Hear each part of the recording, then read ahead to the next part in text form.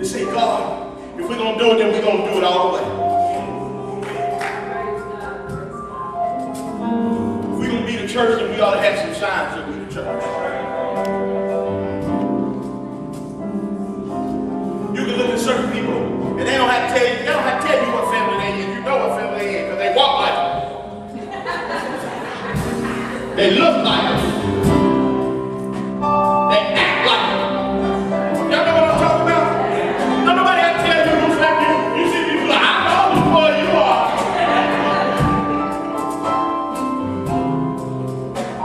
It's time for us not to have to tell anybody we're the people of God. We don't have to tell anybody that we say it'll show, because everywhere we go, we bring deliverance. That's why when you in the store minding your own business and you just went in for one thing because you was in a hurry and you got in there and all you said to that person was, how you doing? And they started telling you their life history and how everything was going wrong. And you were standing there going, well, why are you telling me this?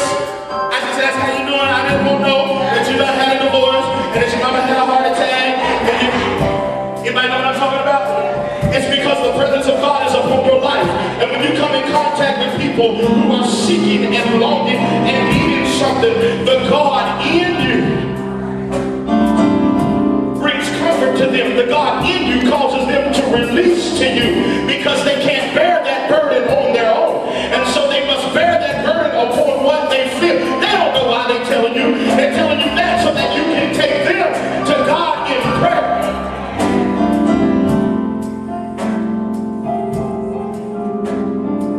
For them right there in the store? Or are we scared what others are saying?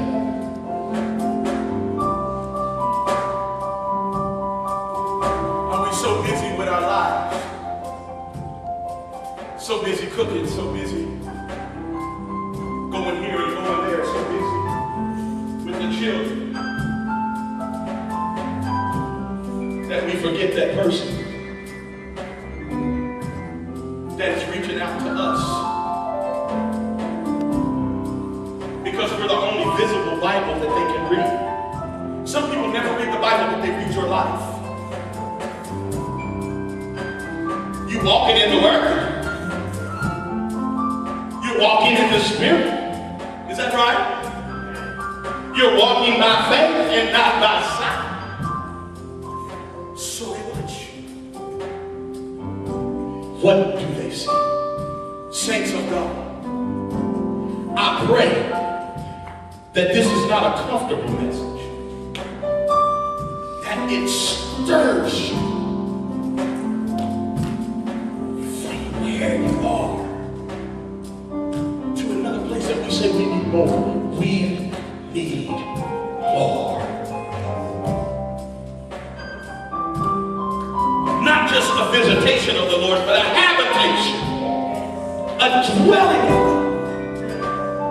that our anointing be increased so that we can do the work of God, so that we can do the will of God. Paul and Silas, when they got locked up, and somehow they never always get locked up for preaching. I don't know how long I preach if I was getting locked up. I'm telling you, I really look at things, you know. So I like to, you know, as people in situations, I like to put myself there, see how would I react, because it helps me to judge where I am. And I see their response and be like, oh, that ain't how I would respond. I'd be done calling the saints, get them down here, walk around this jail. Hallelujah. Walk around one time for 6 days, on the 7th day. Let out a shout, let me walk, come down. I'd just be worried about getting out. I wouldn't be writing no letters to the churches. Brother Melvin wouldn't be getting no letters, wouldn't be talking about, Brother Melvin, the Spirit of the Lord pressed upon the word upon me, just encourage us, say no. My letter would be, if I wrote a letter,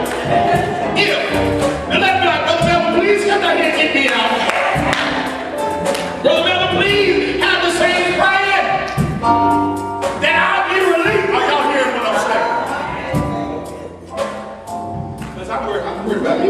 Whoa.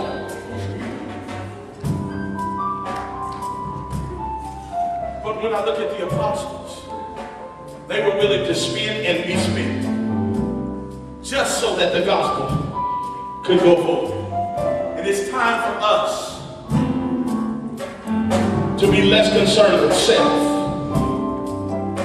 and more concerned with God. When you are offended in the church,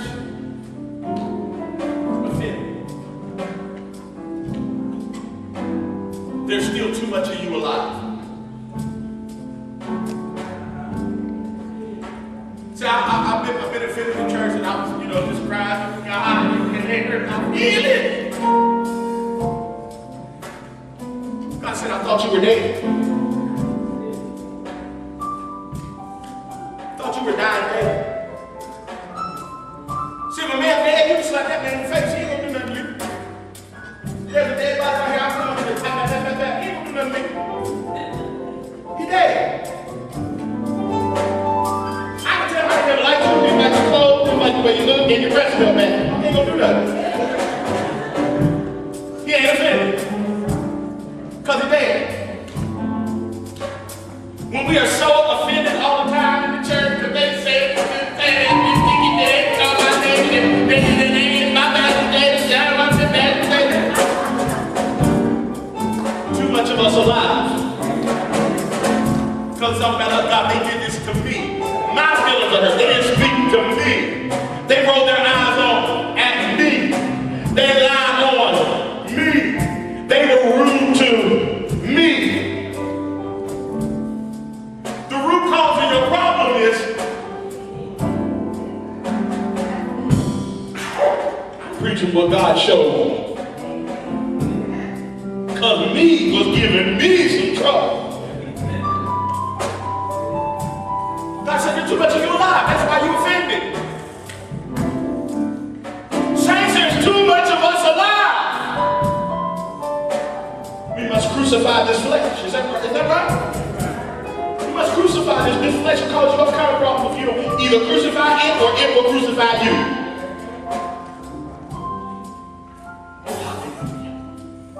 Here's Paul and Silas, and they get into it.